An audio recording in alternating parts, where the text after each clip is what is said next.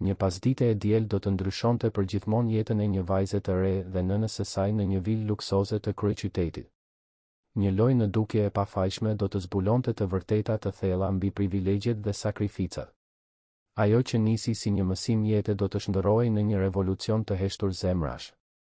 Para se të dëgjoni këtë rrëfim të jashtëzakonshëm, mos harroni të regjistroheni në kanal për më shumë histori prekse. Dielli i së dielës filtronte përmes dritareve të mëdha të vilës, duke krijuar një lojë drithiesh në sallonin kryesor. Shtëpia e besnik Kastratit ishte më e gjallë se zakonisht. Nuk ishte thjesht një fundjavë tjetër në rezidencën e sipërmarrësit më me ndikim në Tiranë, por dita e mbledhjes tradicionale vjetore që ai organizonte për të bashkuar familjen, miqt dhe punonjësit.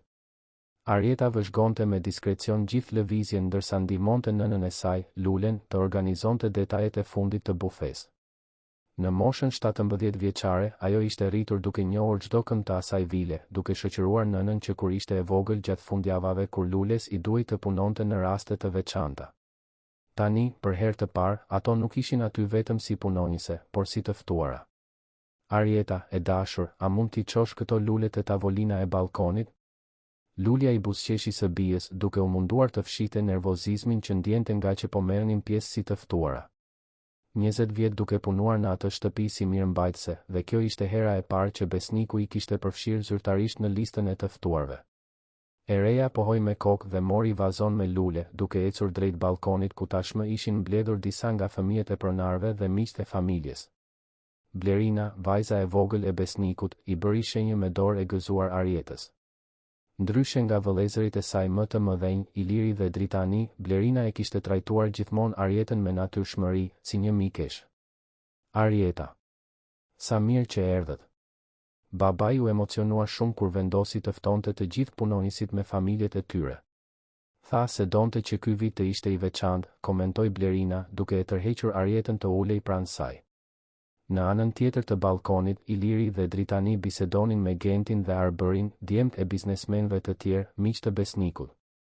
Arieta vuri re se si ata e vëzhguan shkurtimisht kur ajo u afrua, por shpejt ju kthyen bisedës për makinat dhe udhëtimet.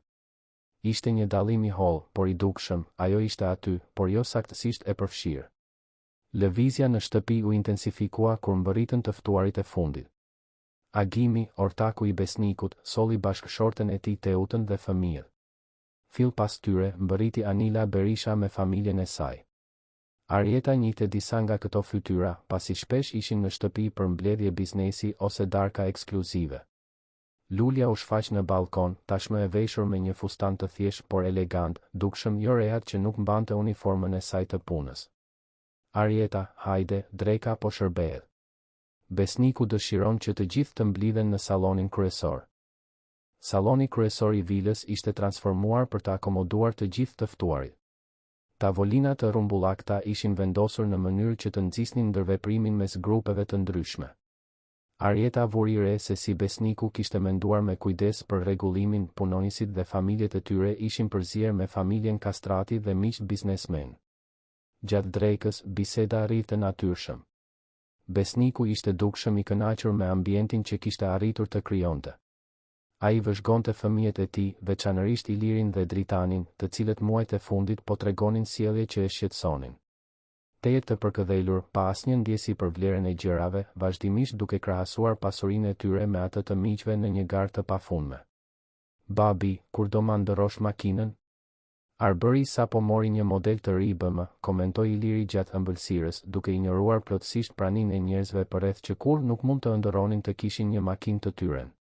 Besniku rrudhi ballin, por ruajti qetësinë. Ishte pikërisht kjo lloj sjelljeje që e kishte shtyrë të organizonte këtë takim ndryshe. Ai kishte pasur një ide javët e fundit, i frymëzuar nga një ligjërat mbi pabarazinë sociale që kishte ndjekur në një aktivitet biznesi. Donte të krijonte një përvojë që do t'i bënte fëmijët e tij dhe të rinjt e pranishëm të reflektonin mbi privilegjet.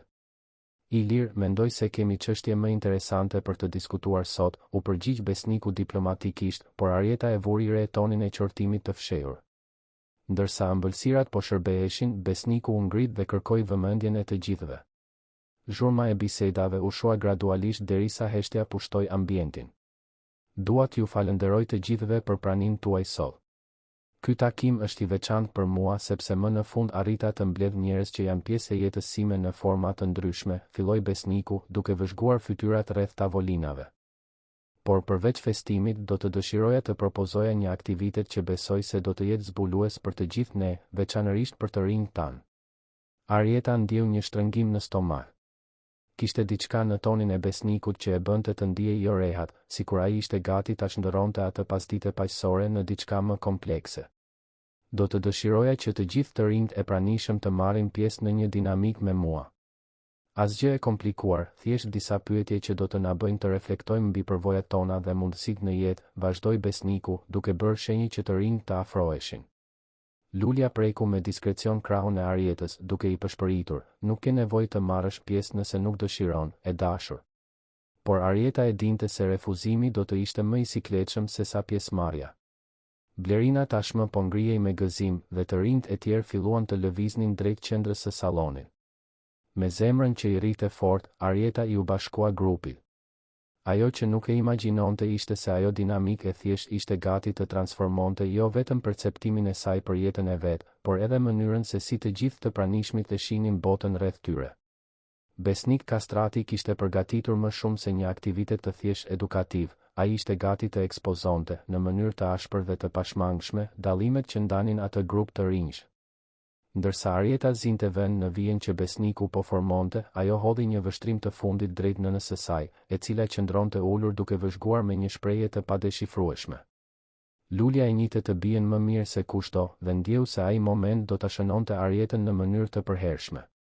Pasditja me diell e së dielës ishte gati të shndërrohej në diçka shumë më të thellë dhe transformuese se sa çdo njeri nga të pranishmit mund ta imagjinonte. Besniku vëzhgoi të rinjt duke u rreshtuar në një vijë të improvizuar në qendër të sallonit. Ishin 12 persona mes moshës 15 dhe 20 vjeç, 3 fëmijët e tij, fëmijët e miqve biznesmen, disa fëmijë të punonjësve që ishin ftuar dhe Arieta. Kontrasti ishte i hollë por evident, veshja, qëndrimi, madje edhe mënyra se si zinin hapësirën zbulonte origjina të ndryshme. Ajo që do të bëjmë është shumë e thjeshtë, shpjegoi Besniku, duke ecur para grupit. Do të bëj disa pyetje rreth përvojave të jetës. Kushto që mund t'i përgjigjet po pyetjes, do të bëj një hap përpara. Kush nuk mundet, qëndron ku është. Është thjesht një mënyrë për të vizualizuar rrugëtimet tona të ndryshme. Arieta shkëmbeu një vështrim nervoz me Skerdin, djalin e një prej shoferëve të kompanisë së Besnikut. Të dy e parandjenin se kjo nuk do të ishte aq e thjeshtë sa dukej. Në vijë, ata ishin pozicionuar strategjikisht mes fëmijëve të pronarëve, Blerina në të djathtë të Arietës dhe Iliri në të majtë të Skerdit. Pyetja e parë njoftoi Besniku dhe heshtja në sallon u intensifikua. Madje edhe të rriturit në tavolina ndaluan bisedat për të vëzhguar. Bëni një hap përpara ju që keni marrë biçikletën tuaj të parë para moshës 10 vjeçare. Përgjigjja ishte pothuajse e menjëhershme. Blerina, Iliri, Dritani, Genti, Arbëri dhe fëmijët e tjerë të biznesmenëve ecën përpara natyrshëm, disa madje duke buzëqeshur me kujtimin. Arieta mbeti e palvizur, ashtu si Skerdi dhe Valmira, vajza e një prej kuzhinierëve. Arieta kujtoi biçikletën e saj të parë dhe të vetme, të marrë në moshën 13 vjeçare kur Lulja arriti ta blinte të përdorur pas muajsh kursimi. Megjithatë, kishte qenë një nga ditët më të lumtura të jetës së saj. Interesante, murmuriti Besniku, duke vëzhguar ndarjen e qartë që po formohej. Pyetja e dytë, bëni një hap përpara ju që keni pasur gjithmonë ushqim të mjaftueshëm në frigorifer sa për të zgjedhur se çfarë të hani. Përsëri, i njëjti grup eci përpara. Këtë herë, megjithatë, Skerdi hezitoi për një sekond para se të qëndronte në vend. Arieta vuri re sikletin e tij dhe ndjeu një therrje solidariteti. Ajo vetë kujtonte herët kur Lulja përgatiste vetëm një pjatë ushqim dhe këmbëngulte se nuk kishte uri që Arieta të mund të hante. Kush është dërguar dhe marrë me makinë nga shkolla gjatë gjithë fëmijërisë dhe adoleshencës? Pyetja e tretë bëri jehon në sallon. Grupi i parë bëri edhe një hap tjetër. Distanca mes tyre dhe atyre që qëndronin në vend po rritej dukshëm. Arieta pa prapa dhe takoi shikimin e nënës së saj në publik. Lulja ishte e tensionuar, me duart e gërshetuara në prerë. Kush ka pasur qasje në aktivitete jashtëshkollore si not, tenis, gjuhë të huaja ose instrumente muzikore, vazhdoi Besniku, zëri i tij tani më serioz. Më shumë hapa përpara nga i njëjti grup. Arieta kafshoi buzën, duke kujtuar se si gjithmonë kishte ëndërruar të mësonte pianon, por e dinte se ishte e pamundur. Mësimet private të frëngjishtes që merrte Blerina kushtonin më shumë se sa fitonte Lulja në një muaj të tërë. Babi, kjo po bëhet e çuditshme, përshpëriti Blerina, dukshëm jo rehat me dinamikën që po zhvillohej. Vazhdo, e dashur. Është e rëndësishme, u përgjigj Besniku, por Arieta vuri re se edhe ai vetë duke i befasuar nga qartësia vizuale që po krijonte ushtrimi. Bëni një hap përpara ju që nuk keni ndar kur dhomën me vëllezër, motra apo të afërm të tjerë, ishte pyetja e 5. Arieta qëndroi në vend. Ajo ndante apartamentin e vogël me 2 dhoma me nënën e saj, duke fjetur në divanin e sallonit që prej gjithmonë. Ishte aq e natyrshme për të sa nuk e kishte konsideruar kur të çuditshme, por tani, duke parë të tjerët të ecnin përpara, ndjeu një vetdije të re mbi realitetin e saj. Kush ka pasur punëtore shtëpie gjatë fëmijërisë? Pyetja vijuese ra si bombë në ambient. Një heshtje e sikletshme pushtoi sallonin. Të rriturit në publik u lëvizën me shqetësim në karriget e tyre. Lulja uli kokën dhe Arieta ndjeu fytyrën ti digjej. Ishte ajo që ishte rritur duke qenë vajza e punëtores së shtëpisë që kujdesej për vilën ku tani disa nga të rinjt përballë saj ishin rritur. Grupi i parë hezitoi për herë të parë. Blerina shikoi drejt për drejt Arietën me një shprehje tmerri, sikur më në fund po kuptonte se çfarë po ndodhte. Ngadalë, ajo dhe të tjerët bën edhe një hap tjetër. Besnik, mendoj se mjafton, foli Anila Berisha nga publiku, dukshëm e shqetësuar nga drejtimi që po merrte dinamika. Edhe pak pyetje. Është e rëndësishme që ata ta përjetojnë këtë, u përgjigj Besniku, por zëri i tij tregonte se as ai nuk priste që aktiviteti të ishte aq goditës vizualisht.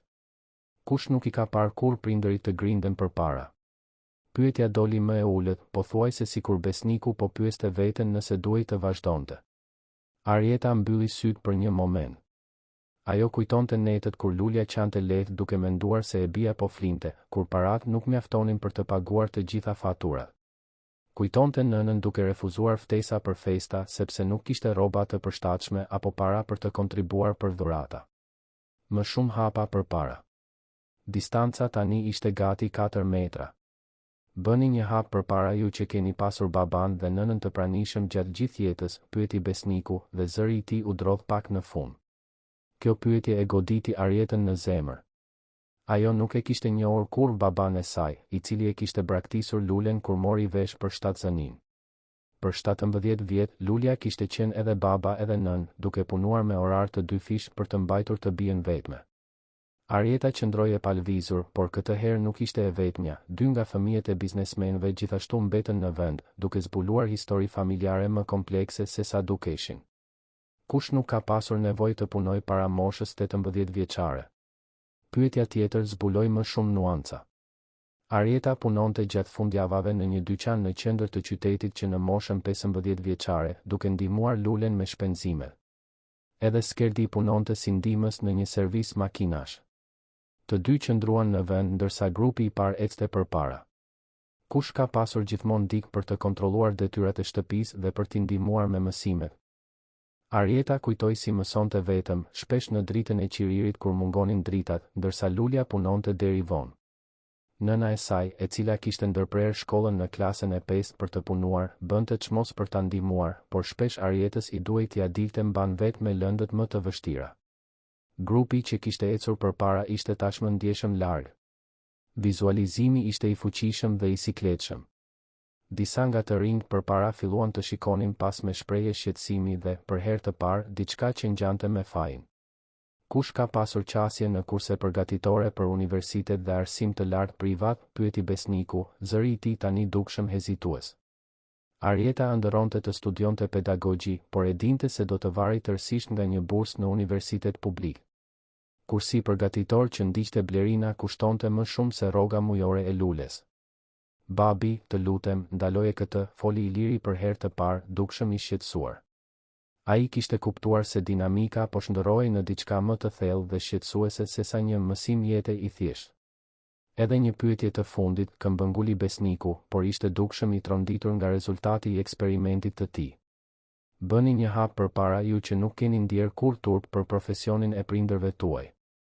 heshtja që pasoi ishte shurdhuese. Arieta ndjeu sikur kishte marrë një grusht në stomak. Gjatë gjithë adoleshencës, ajo ishte përballur me momente sikleti kur shokët e shkollës zbulonin se nëna e saj ishte pastruese.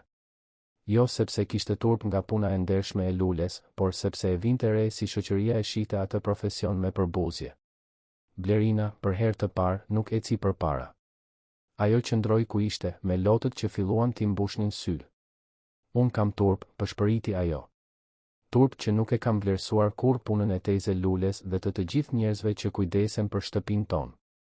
Ndikimi i fjalëve të saj bëri jehon në sallonin e heshtur. Dinamika kishte zbuluar shumë më tepër se sa Besniku kishte imagjinuar, dhe tani të gjithë të pranishmit gjendeshin ballë për ballë me realitete që preferonin të injoronin. Arieta pa nënën e saj dhe pa lulen duke u munduar të mbante lotët, krenare për guximin e së bijës, por edhe e lënduar nga ekspozimi i luftërave të tyre të përditshme. Loja ishte larg përfundimit, por diçka tashmë kishte ndryshuar në mënyrë të pakthyeshme në atë sallon. Vijat e padukshme që ndanin ata njerëz ishin bërë të dukshme, dhe nuk kishte më asnjë mënyrë për të shtirur sikur ato nuk ekzistonin. Atmosfera në sallon kishte ndryshuar plotësisht. Ajo që nisi si një aktivitet edukativ po shndërrohej në një ekspozim të ashpër të pabarazive që të gjithë preferonin t'i mbanin të padukshme. Besniku pa rreth e rrotull, duke kuptuar se kishte nënvlerësuar ndikimin emocional të dinamikës së tij. Arieta qëndronte në të njëjtin pozicion prej disa pyetjesh, duke vëzhguar grupin e parë të largohej gjithnjë e më shumë. Pranë saj, Skerdi dhe Valmira gjithashtu nuk kishin lëvizur, duke krijuar një kontrast vizual shqetësues mes atyre që ecnin përpara dhe atyre që mbeteshin pas. "Ndoshta duhet ta mbyllim këtu", foli Lulja për herë të parë, duke u ngritur nga karrigia ku po vëzhgonte. Zëri i saj dridhej pak, por kishte një vendosmëri amtare në përpjekjen për të mbrojtur të bien.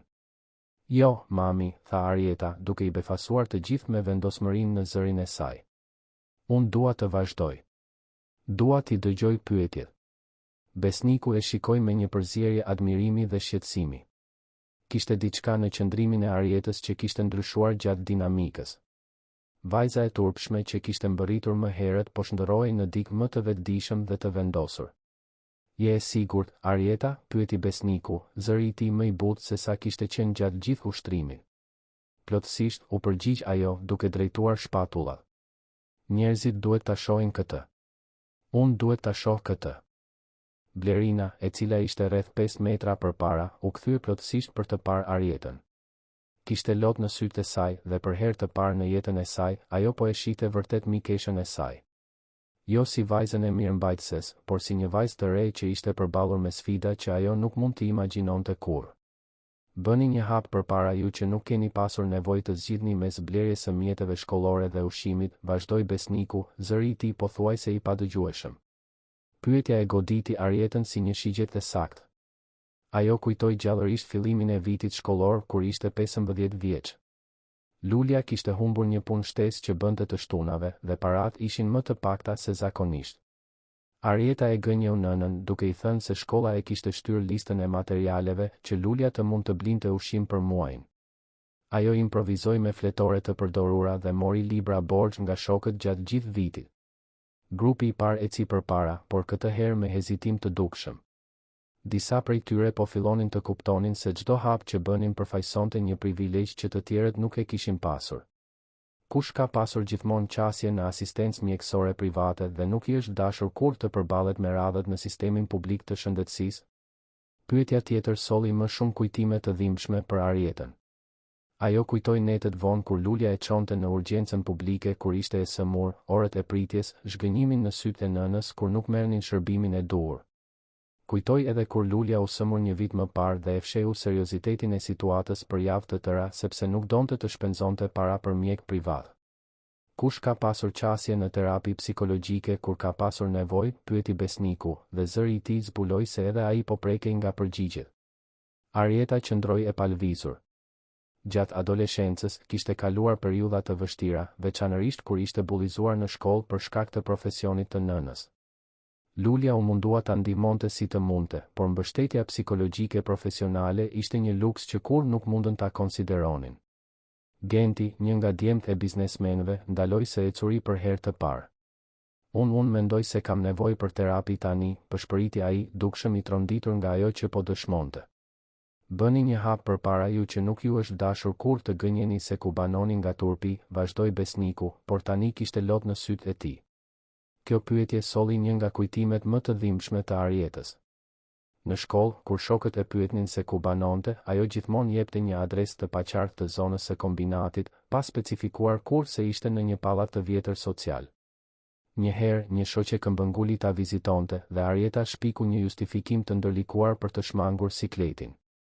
Kush ka pasur gjithmonë rroba të reja për raste të veçanta? Pyetja tjetër bëri që Arieta të shihte fustanin e saj, të huazuar nga Blerina për këtë rast. Lulja kishte këmbëngulur që ajo nuk mund të shkonte në festë me rrobat e saj të zakonshme, dhe Blerina i ofroi me mirësi një fustan. Mjaft, të lutem, foli Eda, një nga vajzat e të ftuarve, mes nga shërimeve. Kjo nuk është në rregull. Ne po i poshtërojmë ato. Arieta u kthye nga Eda me një shprehje të qetë. Ti nuk po më poshtëron. Unë nuk kam turp për jetën time. Jam krenare për nënën time dhe për atë që ajo ka arritur të bëjë e vetme. Deklarata e Arietës bëri Jehon në salon si një bubullim e heshtur. Kishte një dinitet në fjalët e saj që i la të gjithë pa përgjigje. Lulja, ende në këmbë, vendosi dorën në gjoks, e emocionuar nga forca e së bijës. Kush ka pasur gjithmonë sigurinë se do të mund të hynte në një universitet të mirë pavarësisht notave, pyeti besniku, zëri i tij tani dukshëm i mbytur. Arieta buzëqeshi për herë të parë gjatë gjithë dinamikës. Unë do t'ja dal, tha ajo mjaftueshëm zëshëm që të gjithë ta dëgjonin. Jo sepse jam e sigurt, por sepse do të luftoj për këtë. Dhe do t'ja dal me meritën time. Afirmimi i saj krijoi një moment heshtjeje reflektuese. Disa nga të rinjt përpara dukeshin të turpëruar, duke kuptuar se kur nuk u ishte dashur të luftonin apo të përpiqeshin vërtet për arritjet e tyre. Bëni një hap përpara ju që nuk ju është dashur kur të punoni për të ndihmuar në shtëpi gjatë studimeve, vazhdoi besniku, por tani dukej se po i bënte pyetjet më shumë për veten se sa për grupin. Arieta kujtoi pasditet e saj duke punuar në dyqan, si studionte në pushime, si Lulja gjithmonë e inkurajonte duke thënë se edukimi ishte e vetmja trashëgimi që mund t'i jepte. Kush ka pasur prindër që kanë mundur të dedikojnë kohë për të ndjekur edukimin tuaj sepse nuk u duhej të punonin në shumë punë? Pyetja solli edhe një kontrast të dhimbshëm. Lulja punonte në shtëpinë e besnikut gjatë javës, pastronte shtëpi të familjeve të tjera gjatë fundjavave dhe bënte rroba me qira natën për të plotësuar të ardhurat. Megjithatë, gjithmonë gjente kohë për të pyetur rreth shkollës së Arietës dhe për ta inkurajuar në mësime, edhe pse nuk mund ta ndihmonte direkt me lëndët. Kush ka pasur gjithmonë qasje në libra, internet dhe një ambient të qetë për të studiuar, pyeti besniku, dhe Arieta vuri re se ai po e shikonte drejt për drejt atë.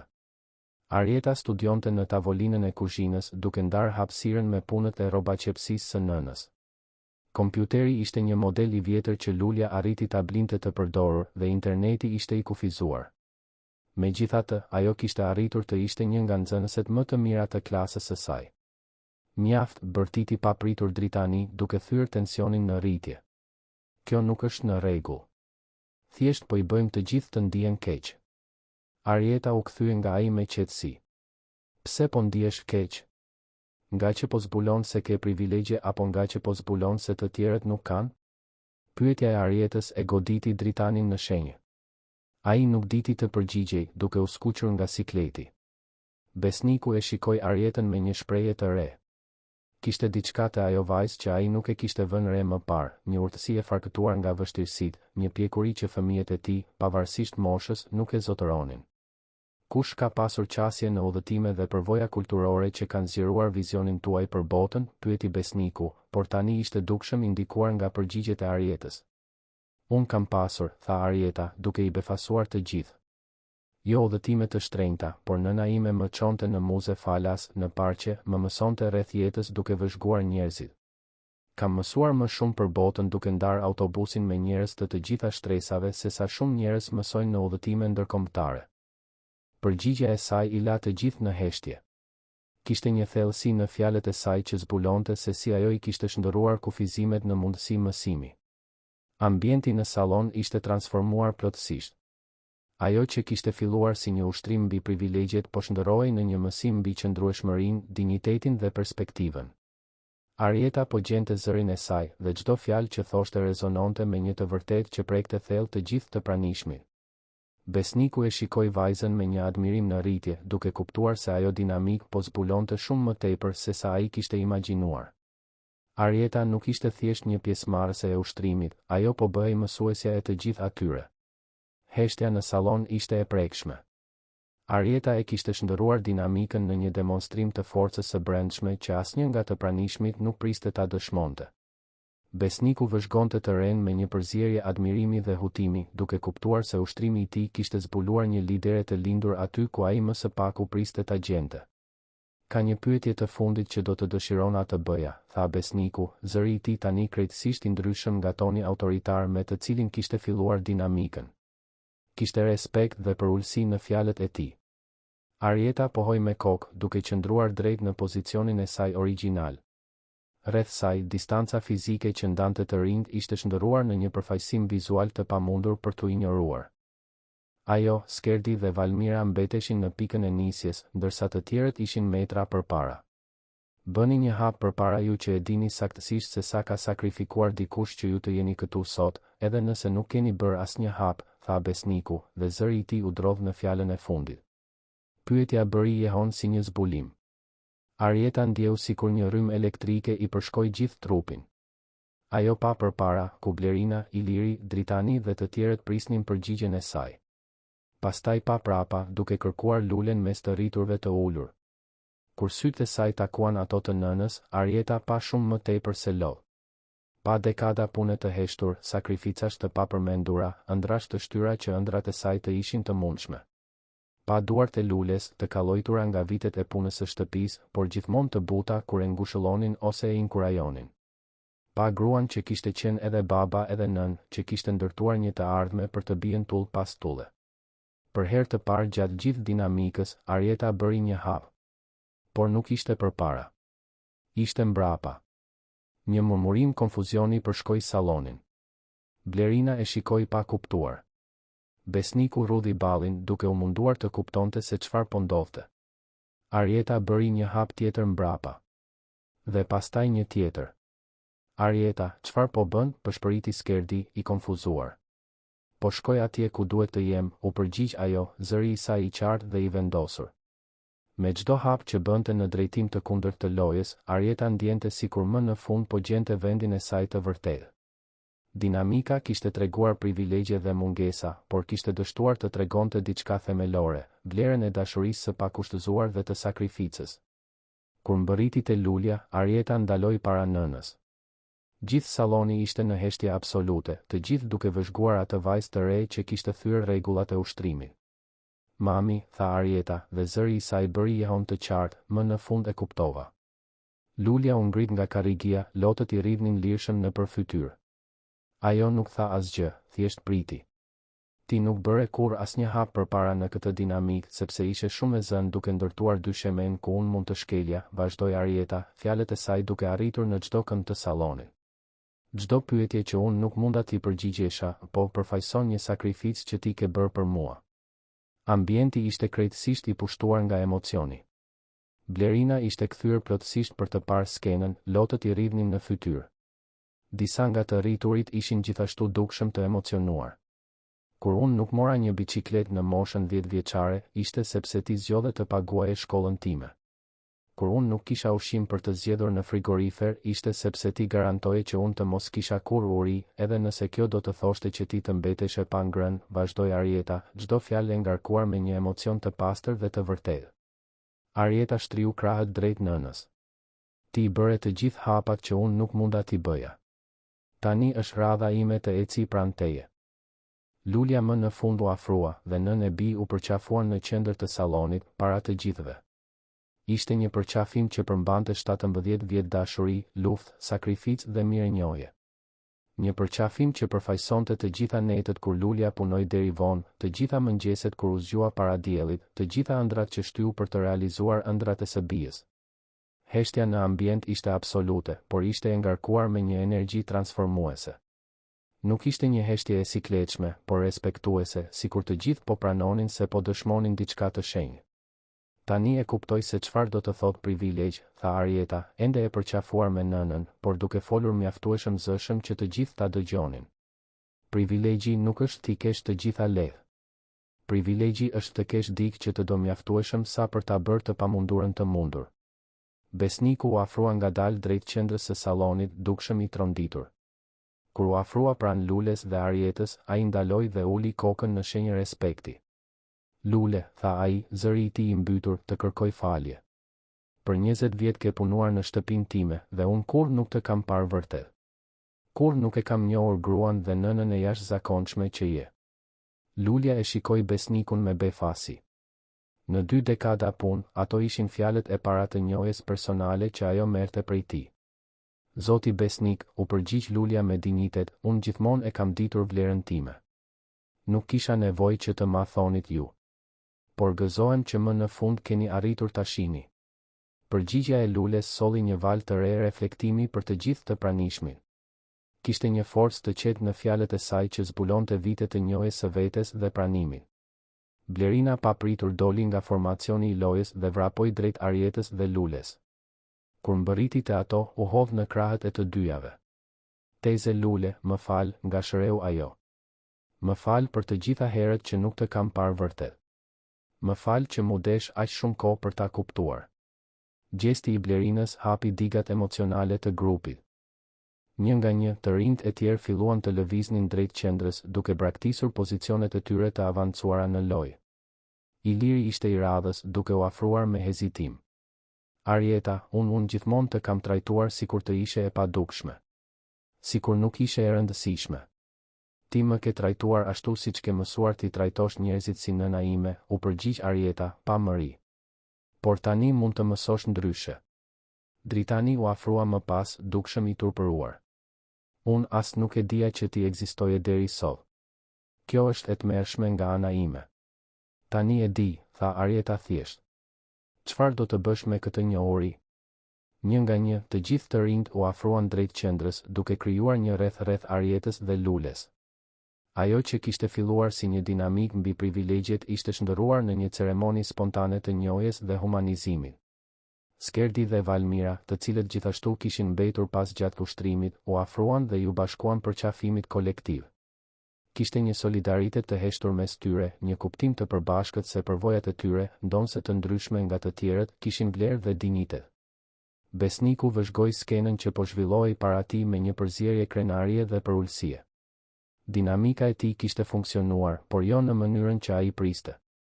Në vend që thjesht të tregonte privilegje, ajo kishte zbuluar forcën e jashtëzakonshme të atyre që u përballën me vështirësitë dhe rëndësinë e mirënjohjes.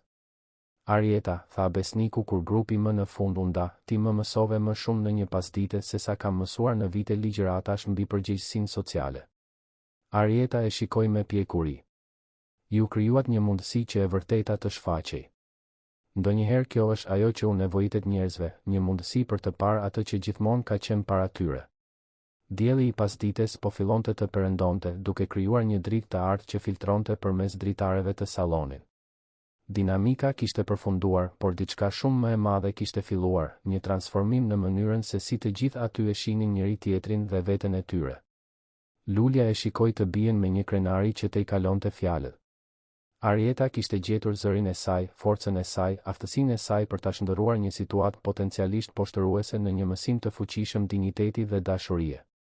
Pasditja që mund të kishte qenë thjesht një fest tjetër ishte shndërruar në një pikë kthes në jetën e të gjithë të pranishmëve, veçanërisht në marrëdhënien mes Arietës dhe Lules, një marrëdhënie që gjithmonë kishte qenë e veçantë, por që tani njihej dhe festohej nga të gjithë si shembulli i jashtëzakonshëm i dashurisë dhe përkushtimit që kishte qenë gjithmonë. Ditët që pasuan festën në shtëpinë e kastratëve u shënuan nga një energji transformimi që dukej se kishte jetën e saj. Dinamika kishte përfunduar, por valët e saj vazhdonin të shpërndaheshin, duke prekur jetën e çdo personi që ishte i pranishëm atë pasdite të diel. Arieta u kthye në shkollë të hënën me një ndjesi krejtësisht të re për veten. Për herë të parë, ajo ecte korridoreve pa u munduar të bëhej e padukshme. Kishte zbuluar se historia e saj nuk ishte motiv për turp, por për krenari, dhe ky zbulim ndryshoi gjithë qëndrimin e saj. Gjatë pushimit, Blerina u shfaq në klasën e saj, diçka që nuk kishte ndodhur kurrë më parë, pavarësisht se ndiqnin të njëjtin gjimnaz prej vitesh. Arieta, a mund të flasim? Pyeti Blerina, dukshëm nervoze. Ato u drejtuan në një kënd më të rezervuar të oborrit. Blerina dukej se po luftonte për të gjetur fjalët e duhura. Nuk kam mundur të ndaloj së menduari për të dielën, filloi Blerina. Për faktin se si nuk të kam parë kurrë vërtet, edhe pse të njoh prej aq kohësh. Dhe mendova për të gjitha herët që jam ankuar për gjëra të kota, ndërsa ti dhe nëna jote.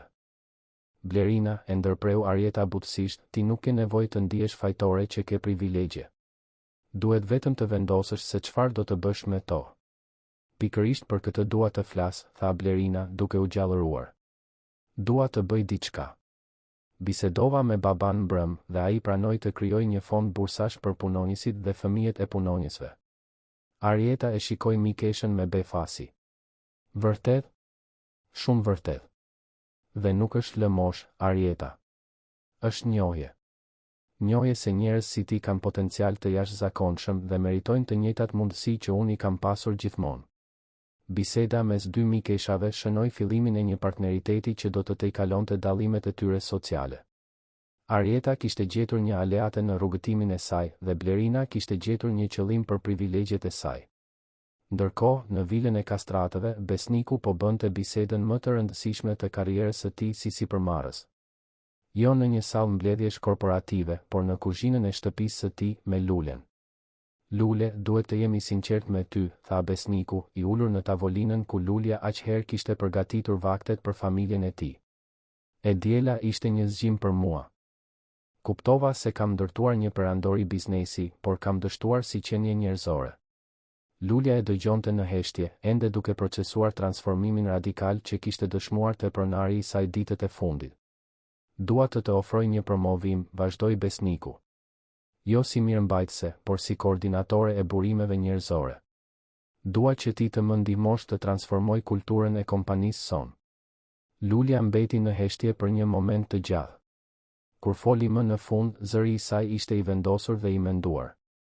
Zoti Besnik, e vlerësoj ofertën, por më parë duhet të di, a është kjo nga mëshira për atë që ndodhi të dielën, apo sepse ju vërtet besoni se unë kam kompetencë për këtë pozicion?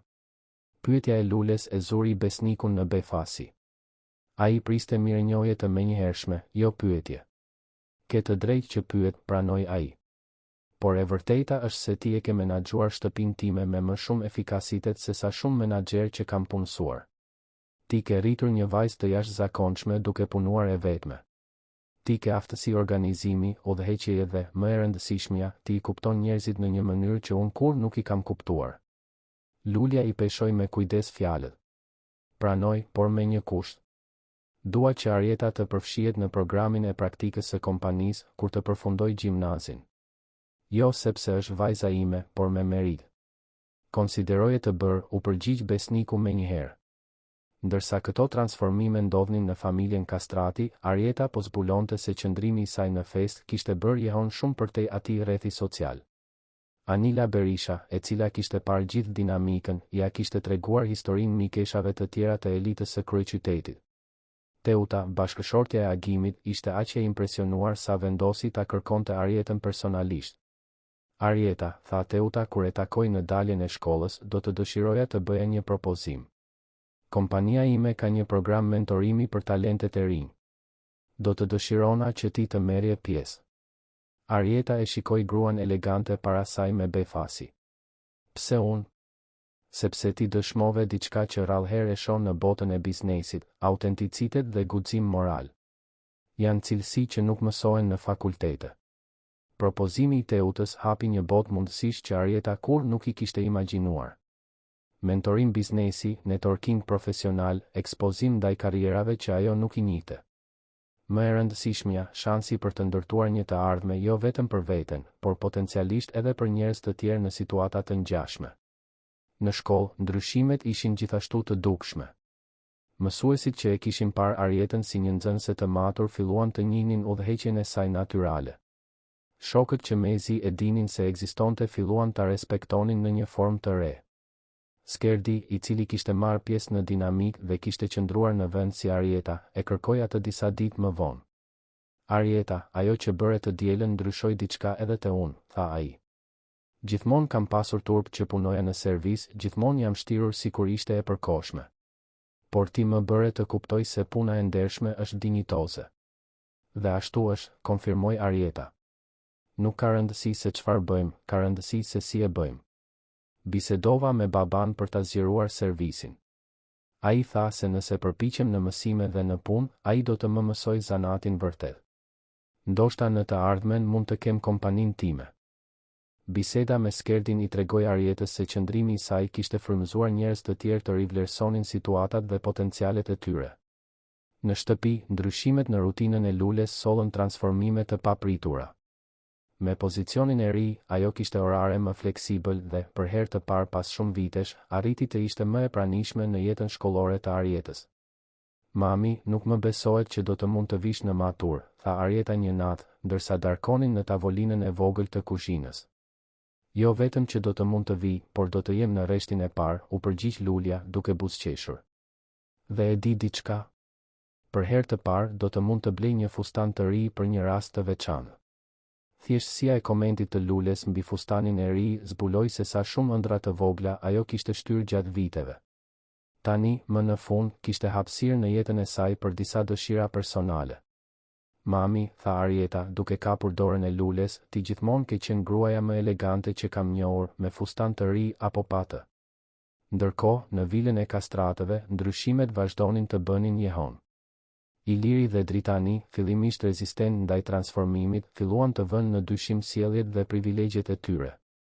Babi, tha Iliri gjatë një darke familjare, dua ta kthej makinën që më dhe. Besnikut pothuajse i mbeti ushqimi në fyt.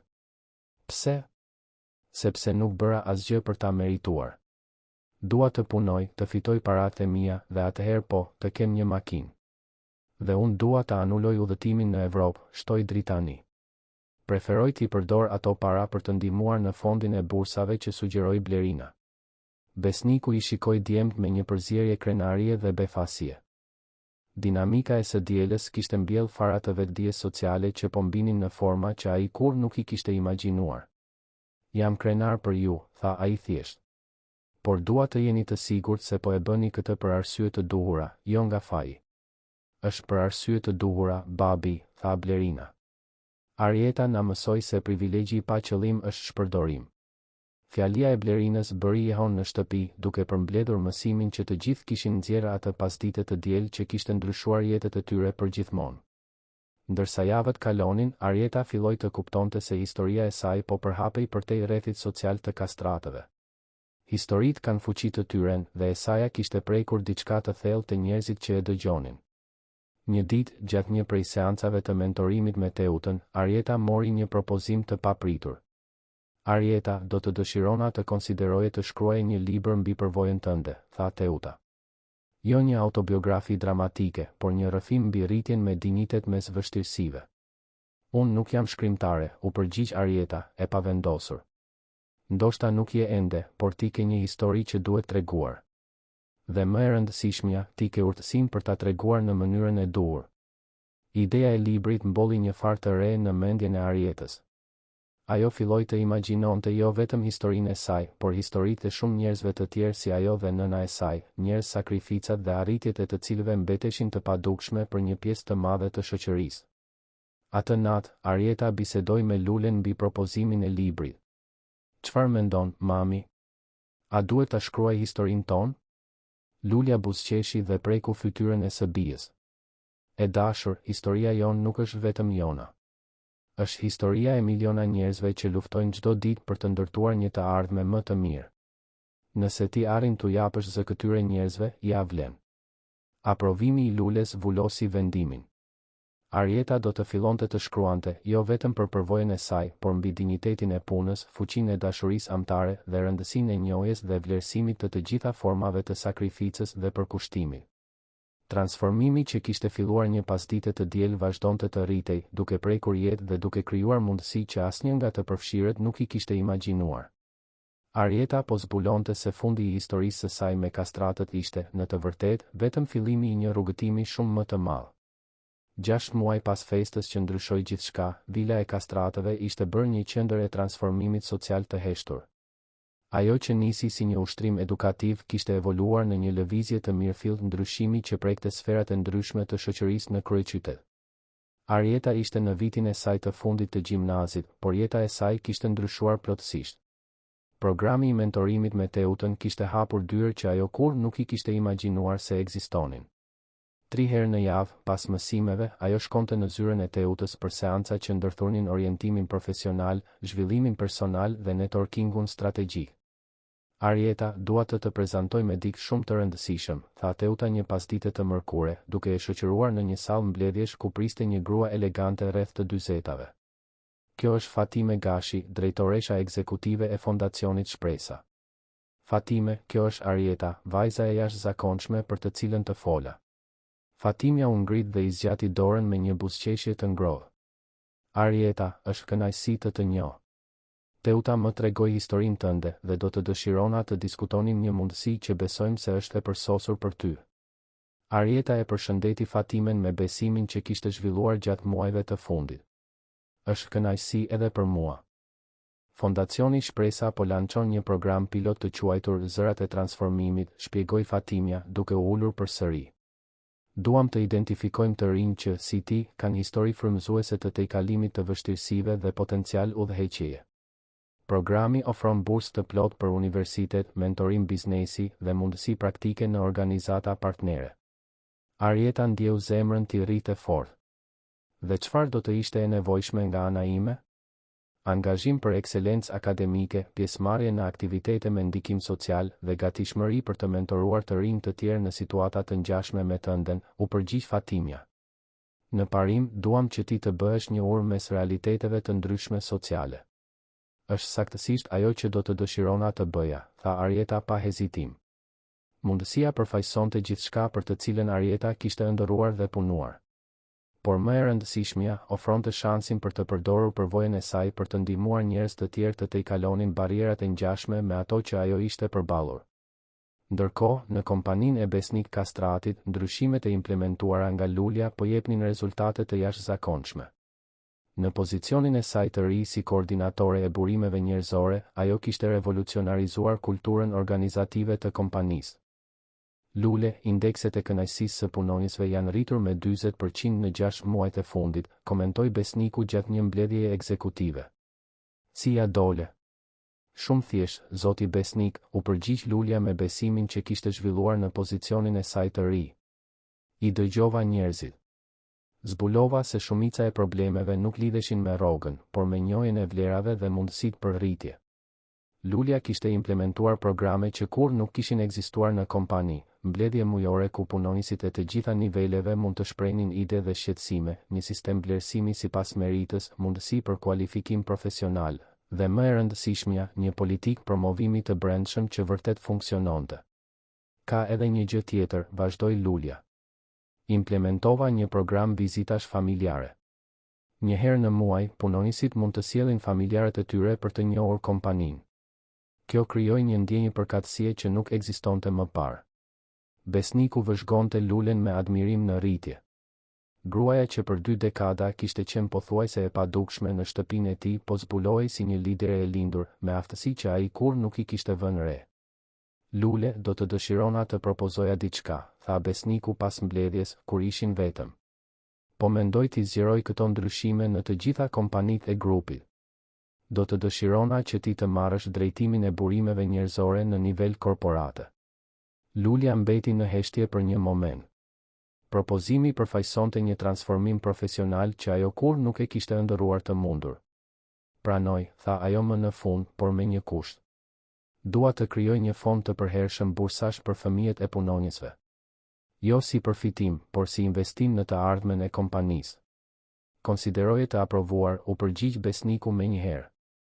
Ndërsa këto transformime ndodhnin në botën profesionale, Arjeta po zbulonte se historia e saj kishte marrë jetë të vetën. Libri që kishte filluar të shkruante, fillimisht si një projekt personal, po bëhej diçka shumë më e madhe. Arjeta, duhet të tregoj diçka, tha Blerina, duke u shfaqur në shkollë me një tablet në duar dhe një shprehje të gëzuar. Çfarë është? Pyeti Arjeta, kurioze.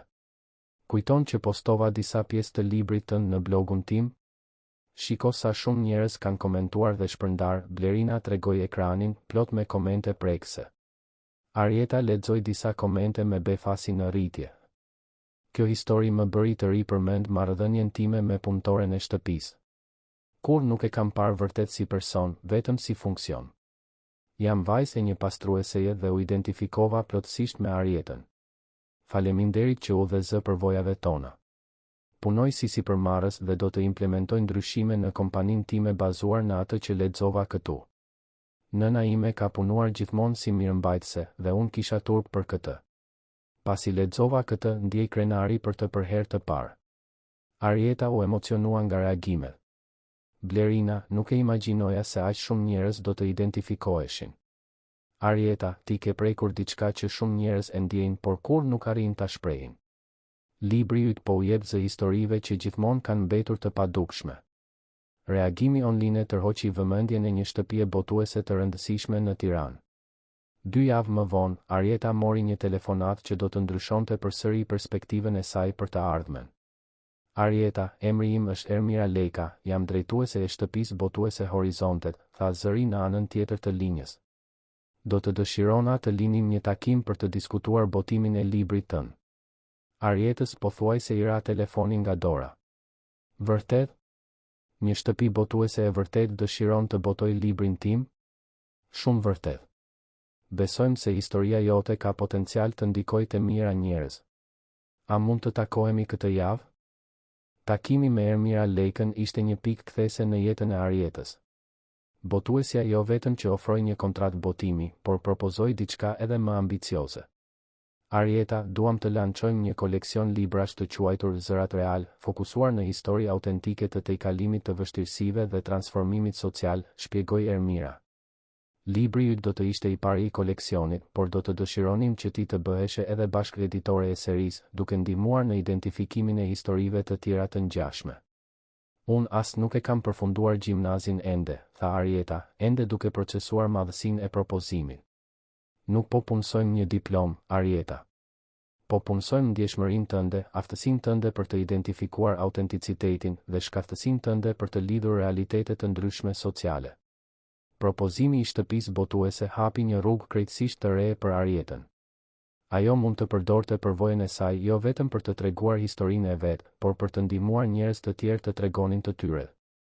Ndërkohë, djemt e besnikut vazhdonin rrugëtimin e tyre të transformimit. Iliri kishte gjetur një punë me orar të pjesshëm në një kompani logjistike, ku punonte vërtet për të fituar paratë e veta. Dritani po i dedikonte një pjesë të kohës së tij të lirë një projekti të edukimit financiar për të rinjt me të ardhurat të ulta. Babi, dua të bisedoj me ty për një ide, tha Dritani gjatë një darke familjare. Po të dëgjoj, u përgjigj besniku. Iliri dhe unë po mendonim të krijonim një ujqë. Duam t'i përdorim privilegjet tona në mënyrë konstruktive, duke krijuar mundësi për të rinj talentuar që nuk kanë qasje në të njëjtat shanse që kemi pasur ne. Blerina u gjallërua me një herë. A mund të marr pjesë edhe unë? Kam disa ide se si të përdorim rrjetet sociale për të amplifikuar këto histori. Besniku i shikoi 3 fëmijët e tij me një krenari që t'i kalonte çdo arritje biznesi që kishte pasur ndonjëherë. Keni mbështetjen time të plot, financiare dhe personale. Ojqja që krijuan vëllezërit Kastrati, e pagëzuar si urat e mundësive, u bë shpejt referencë në Tiranë. Ata implementuan programe mentorimi, bursa studimi dhe më e rëndësishmja, krijuan një rrjet mbështetjeje që lidhte të rinj talentuar me mundësi reale rritjeje. Arieta u bë ambasadore jo formale e ojqës, duke ndihmuar në identifikimin e të rinjve me potencial dhe duke i lidhur me burimet e disponueshme. Historia e saj ishte bërë një katalizator për transformime shumë më të mëdha. Skerdi, i cili ishte frymëzuar nga qëndrimi i Arietës atë pasdite të diel, po jetonte transformimin e tij. Ai ishte regjistruar në një kurs teknik për mekanik makinash dhe po ndihmonte baban të zgjeronte servisin. Arieta, dua të falenderoj, tha Skerdi, duke e takuar në një aktivitet të ojqës, urat e mundësive. Pse, pyeti Arieta. Sepse më mësove që nuk ka punë të padinjitetshme, ka vetëm njerëz që nuk e njohin dinjitetin e punës. Sot jam krenar për atë që bëj dhe kam plane për të ardhmen. Dhe cilat janë ato plane, pyeti Arieta, vërtet e interesuar. Dua të hap një shkollë teknike të specializuar për mekanik makinash. Por jo çfarëdo shkolle, një që ofron bursa për të rinjt me të ardhurat të ulta dhe që i përgatit vërtet për tregun e punës. Biseda me Skerdin i tregoi Arietës se si transformimi që kishte filluar atë pasdite të diel po krijonte valë që arrinin të njerëz dhe situata që ajo as nuk i imagjinonte. Valmira, vajza e kuzhiniereve që gjithashtu kishte marrë pjesë në dinamik, e kërkoi Arietën disa javë më vonë. Arieta, ti më frymëzove të luftoj për ëndrat e mia, tha Valmira. U regjistrova në kursin e gastronomisë dhe fitova një bursë të pjesshme. Dua të hap restorantin tim një ditë. Do t'ja dalësh, u përgjigj Arieta me siguri.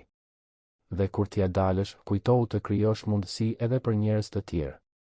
Transformimet vazhdonin të shtoheshin në forma që asnjë nga të përfshirët nuk i kishte parashikuar. Dinamika që besniku kishte krijuar për të mësuar fëmijëve të tij rreth privilegjeve ishte bërë një lëvizje e mirëfillt e ndryshimit social. Lulja, në pozicionin e saj të ri, ishte bërë një referencë në fushën e burimeve njerëzore në kryeqytet.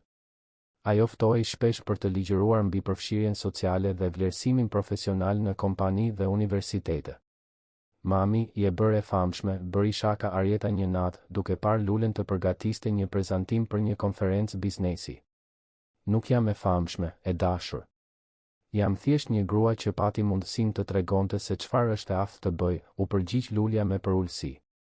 Dhe po bën shumë më tepër se aq. Po ndryshon mënyrën se si njerëzit mendojnë për punën dhe dinjitetin. Lulja i buzëqeshi së bijës. Ne po ndryshojmë, Arieta.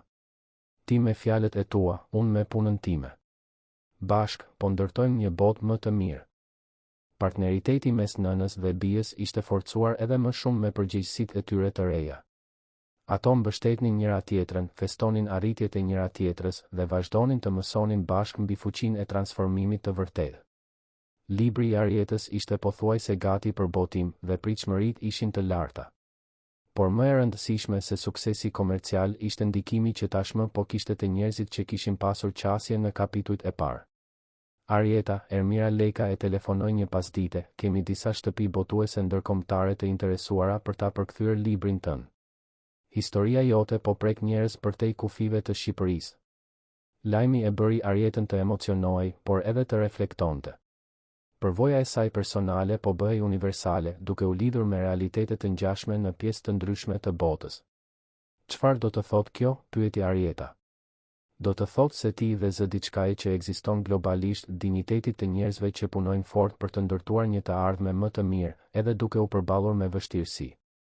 Arieta mbylli telefonin dhe pa nga dritarja e apartamentit ku ende banonte me nënën e saj. Ato kishin vendosur të mos shpërnguleshin, pavarësisht kushteve të reja financiare. Ai apartament në kombinat përfaqësonte rrënjët e tyre, historinë e tyre, autenticitetin e tyre. Mami, Arieta thiri Lulen, e cila ishte në kuzhinë, mendoj se historia jon po bëhet më e madhe se sa ne e imagjinonim. Nuk është historia jon që po bëhet e madhe, e dashur, u përgjigj Lulja, duke u afruar te e bija. Janë mundësitë që ajo po krijon. Dhe kjo është saktësisht ashtu siç duhet të jetë. Vëzhgimi i Lules kapi në mënyrë të përsosur atë që po ndodhte.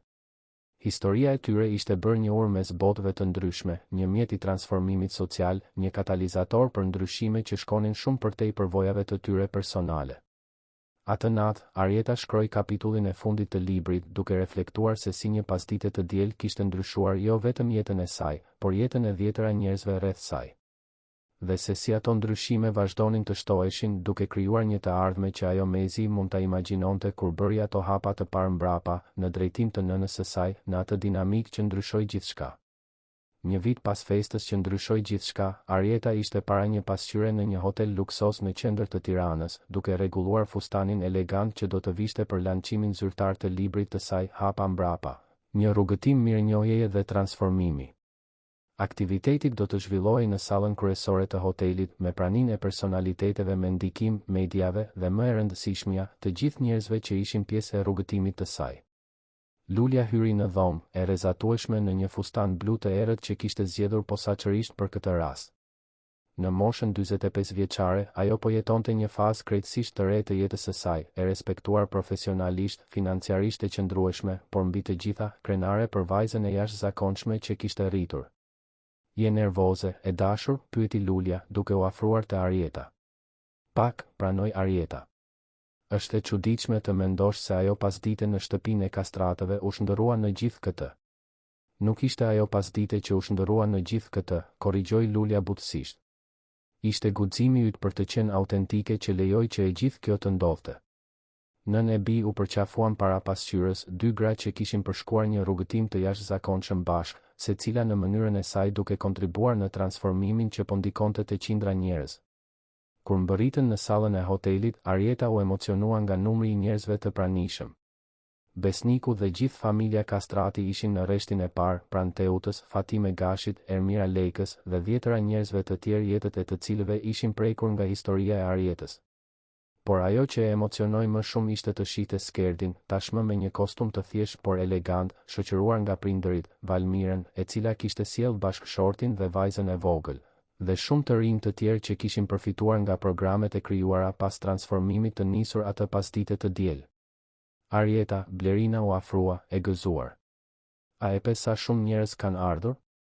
Dhe shiko kush është atje, ajo tregoi me diskrecion një kënd të sallës.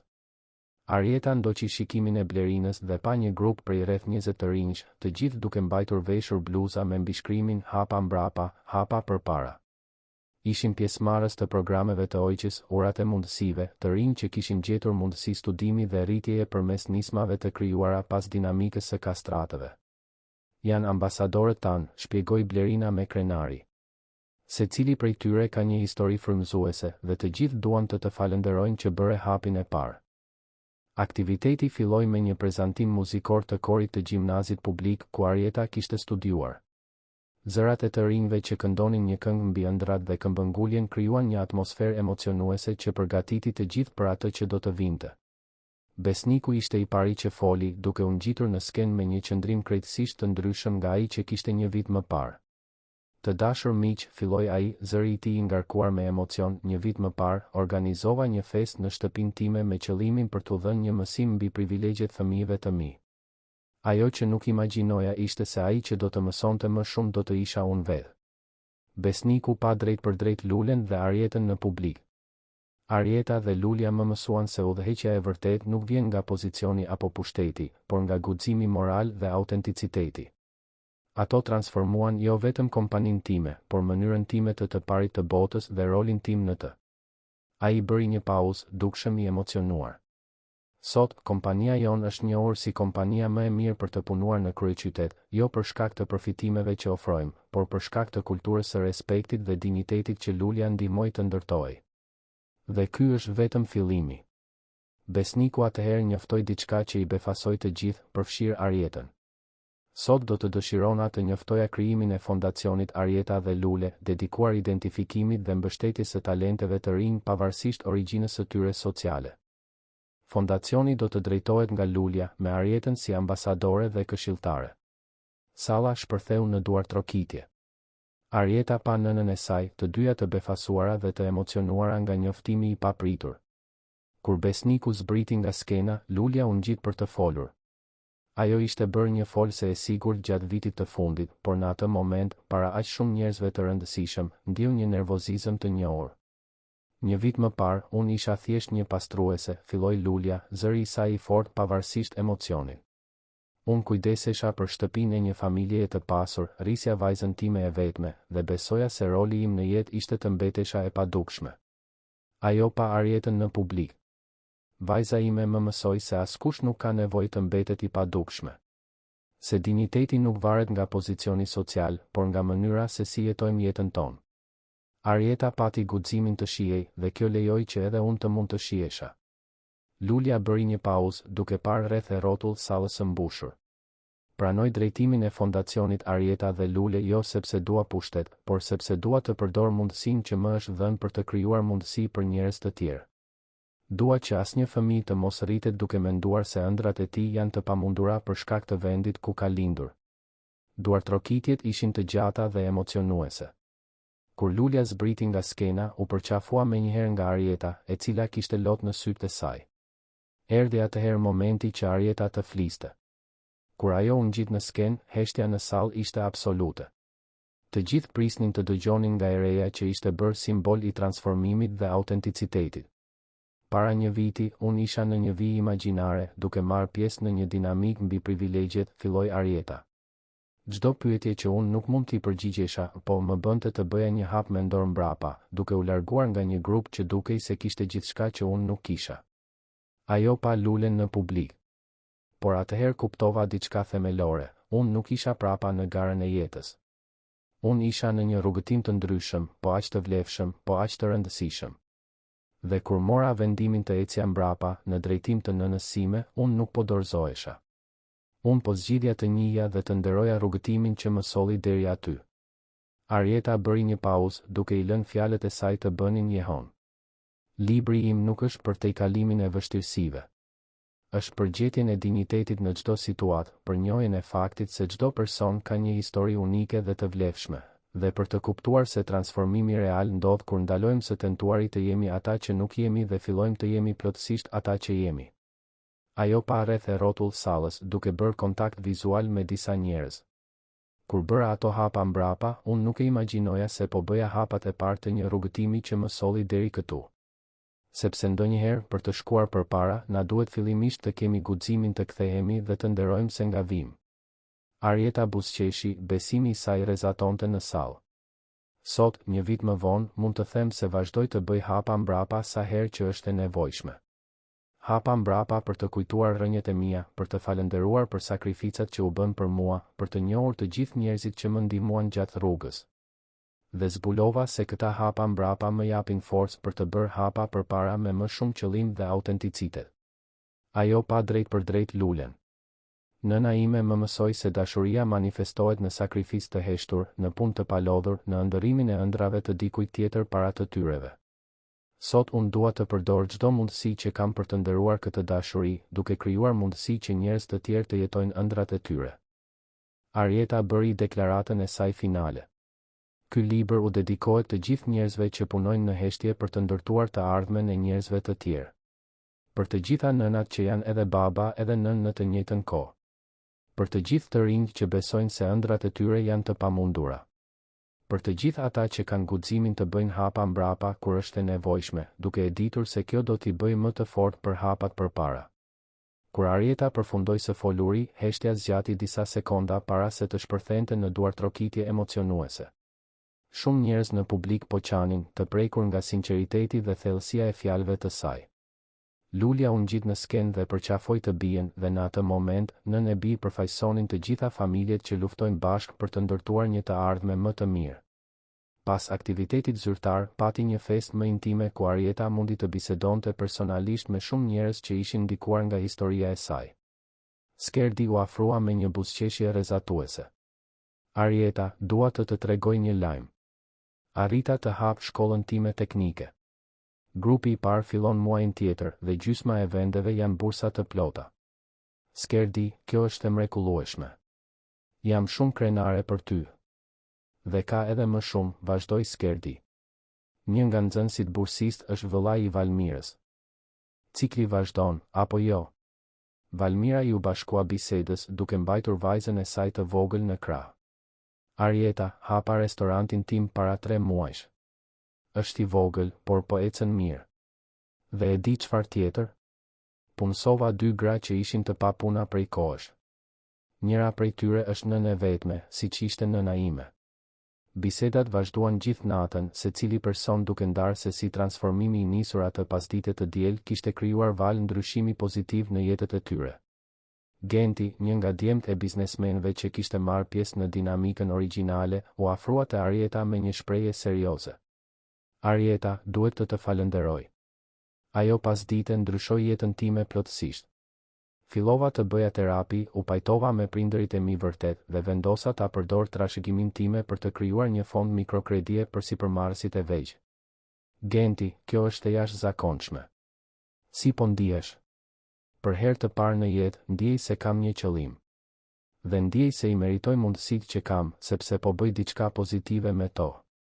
Biseda me Gentin I tregoi Arietës se si transformimi kishte arritur madje edhe tek ata që dukeshin se kishin gjithçka, por që në të vërtetë ishin të humbur në jetët e tyre të privilegjuara. Kur nata po mbaronte, Arieta u gjend vetëm për pak minuta në terracën e hotelit duke vëzhguar dritat e Tiranës. Lulja u afrua në heshtje dhe qëndroi pranë saj. Për çfarë po mendon, e dashur?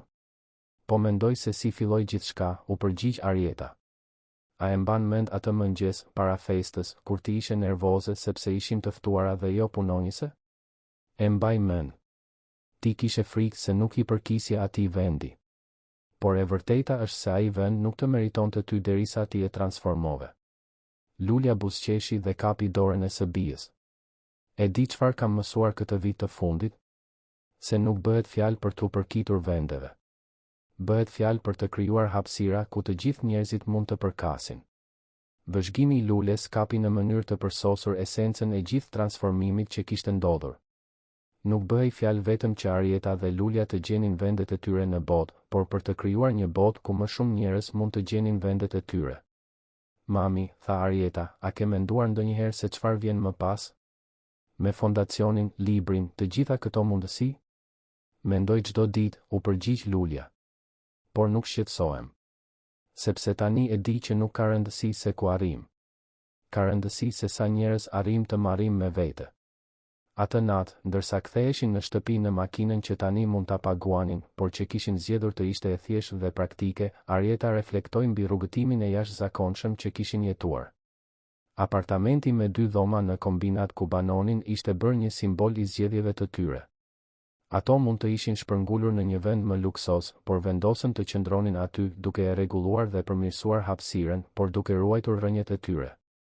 Këtu filloi gjithçka, kishte thënë Lulja kur diskutonin mundësinë e shpërnguljes. Nga këtu do të vazhdojmë të transformojmë botën. Atë natë, Arieta përfundoi së shkruari dedikimin e librit të saj. Për nënën time Lule, që më mësoi se guximi nuk është mungesa e frikës, por vendimi për të vepruar drejt pavarësisht frikës. Për të gjithë njerëzit që punojnë në heshtje për ta bërë të pamundurën të mundur. Dhe për të gjithë ata që kanë guximin të bëjnë hapa mbrapa kur është e nevojshme, duke e ditur se kjo do t'i përgatisë për hapat më të rëndësishëm të jetëve të tyre. Kur libri u lançua zyrtarisht, 3 muaj më vonë, ai u bë një fenomen botues. Por më e rëndësishme se suksesi komercial ishte lëvizja që ai frymëzoi. Njerëzit në të gjithë vendin filluan të ndanin historitë e tyre të tejkalimit të vështirësive, duke krijuar një rrjet mbështetjeje dhe frymëzimi të ndërsjellë. Fondacioni Arieta dhe Lule u bë referencë kombëtare në identifikimin dhe zhvillimin e talenteve të rinj.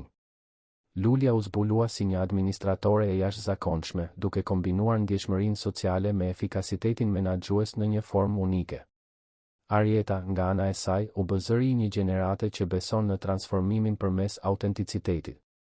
Ajo filloi të udhëtonte nëpër vend duke dhënë ligjërata, gjithmonë e shoqëruar nga të rinj të tjerë që kishin përfituar nga programet e krijuara pas historisë së saj.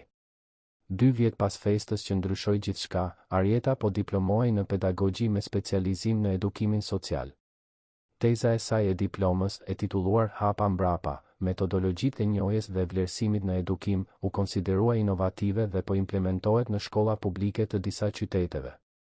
Gjatë ceremonisë së diplomimit në rreshtin e parë të auditoriumit, Lulja ishte ulur pranë Besnik Kastratit dhe familjes së tij, të gjithë duke rrezatuar krenari për të renë e jashtëzakonshme që kishin parë të rritej dhe të shndërrohej në një lidere frymëzuese. Kur Arieta u ngjit në skenë për të marrë diplomën, ajo pa nga publiku dhe pa shumë më tepër se familjar dhe miq. Pa një komunitet njerëzish që kishin zgjedhur të rriteshin bashkë, të transformoheshin reciprokisht dhe të krijonin mundësi për njëri tjetrin. Ajo që kishte filluar si një dinamik e thjeshtë mbi privilegjet ishte bërë një lëvizje e transformimit social që vazhdonte të rritej dhe të ndikonte jetë në vende dhe forma që Arieta mezi mund t'i imagjinonte. Atë natë, në shtëpi, Arieta shkroi në ditarin e saj. Sot u diplomova në pedagogji, por ndjej se edukimi im i vërtet filloi atë pasdite të diel, kur mësova se ndonjëherë është e nevojshme të bëjmë hapa mbrapa për të kuptuar vërtet se ku duam të shkojmë. Rrugëtimi vazhdon, por tani e di që nuk po eci vetëm. Po eci me një komunitet të tërë njerëzish që besojnë në forcën e transformimit autentik dhe në fuqinë e dashurisë së pakushtëzuar. Arieta mbylli ditarin dhe shkoi në kuzhinë, ku Lulja po përgatiste çaj, siç bënte çdo natë që kur Arieta ishte e vogël. Edhe me të gjitha ndryshimet në jetët e tyre, disa rituale mbeteshin të shenjta. Mami, tha Arieta, duke ulur në tavolinën familjare, a ke menduar ndonjëherë se si arritëm deri këtu? Lulja buzëqeshi, duke shërbyer çajin në të njëjtat filxhan që përdornim prej vitesh. Mendoj çdo ditë, e dashur. Dhe e di çfarë më bën më shumë përshtypje? Nuk është se sa kemi ndryshuar, por se sa kemi mbetur besnike ndaj asaj që kemi qenë gjithmonë. Si e ke fjalën? Ti gjithmonë ke qenë guximtare, gjithmonë ke mbrojtur atë që ishte e drejtë, gjithmonë ke qenë bujare me të tjerët. Unë gjithmonë kam punuar fort, gjithmonë të kam pasur ty prioritet, gjithmonë kam besuar se dashuria të i kalon çdo pengesë. Nuk kemi ndryshuar esencën tonë, thjesht kemi gjetur forma më të mëdha për ta shprehur atë. Arieta reflektoi mbi fjalët e nënës ndërsa shijonte çajin. Kishte një urtësi të thellë në vëzhgimin e lules, ato nuk ishin bërë njerëz të ndryshëm, thjesht kishin gjetur platforma më të mëdha për të qenë saktësisht ata që kishin qenë gjithmonë. Ke të drejtë, u pajtua Arieta. Dhe kjo më jep shpresë për të ardhmen. Nëse arritëm të ruanim esencën tonë gjatë gjithë këtij transformimi, do të arrijmë të ruajmë esencën tonë pavarësisht asaj që do të vijë përpara. Nën e bi mbetën në një heshtje komode për disa minuta, secila duke thithur madhësinë e rrugëtimit që kishin ndarë. Jashtë, qyteti vazhdonte ritmin e tij të shpejtë, por brenda atij apartamenti të thjeshtë, kishte një paqe që t'i kalonte çdo arritje materiale. Arieta, tha Lulja më në fund, unë dua që ti të dish diçka. Ajo që më bën më shumë krenare nuk është suksesi që ke arritur, por personi që ti zgjodhe të jesh gjatë gjithë këtij procesi. Ti mund të ishe lënë të rëmbeheshe nga fama, nga parat, nga mundësitë.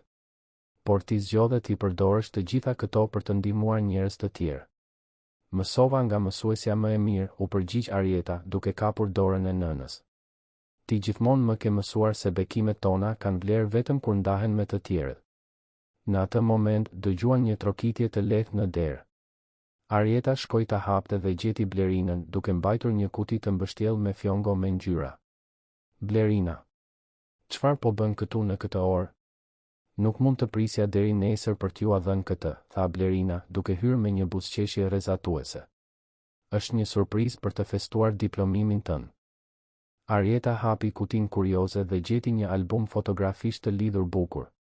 Faqja e parë kishte një foto të asaj të diele që ndryshoi gjithçka, një imazh që dikush e kishte shkrepur me diskrecion gjatë dinamikës, duke treguar Arietën duke ecur mbrapa drejt lules. Faqet pasuese përmbanin foto të gjitha momenteve të rëndësishme që pasuan, mbledhja e parë e Ojqis, urat e mundësive, lançimi i librit, Lulja duke marrë një vlerësim për punën e saj në kompani, Arieta duke folur në ligjërata të ndryshme, dhe dhjetëra kujtime të tjera të çmuara. Blerina, kjo është e mrekullueshme, tha Arieta, me lot në sy. Nuk është thjesht një album, shpjegoi Blerina.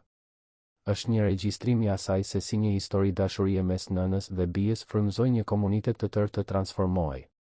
Të trija gratë kaluan orën tjetër duke shfletuar albumin, duke rjetuar kujtimet dhe duke festuar rrugëtimin e jashtëzakonshëm që kishte filluar me një gjest të thjesht njohjeje dhe mirënjohjeje. Kur Blerina u largua, ishte pothuajse mesnatë. Arieta dhe Lulja qëndruan në balkonin e apartamentit, duke vëzhguar yjet që ishin të dukshëm edhe në kryeqytet. Mami, faleminderit, tha Arieta pa pritur. Pse? Për gjithçka. Që ke qenë porti im i sigurt kur bota dukej e paqëndrueshme. Që ke sakrifikuar ëndrat e tua që ëndrat e mia të ishin të mundshme. Që më ke mësuar se dinjiteti nuk varet nga parat apo statusi, por nga mënyra se si i trajtojmë njerëzit dhe si e jetojmë jetën tonë. Lulja e përqafoi të bien, e emocionuar. Arieta, ti nuk ke nevojë të më falënderosh që të dua. Këtë bëjnë nënat. Por jo të gjitha nënat bëjnë siç bëre ti. Dhe unë dua që ti ta dish se nëse arrit të jem sa gjysma e gruas që je ti, do të jem shumë e kënaqur me jetën. Atë natë, para se të flinte, Arieta shtoi një rresht të fundit në ditarin e saj. Zbulova se sekreti i lumturisë nuk qëndron në arritjen e një vendi specifik, por në njohjen dhe vlerësimin e njerëzve që e bëjnë rrugëtimin të mundur.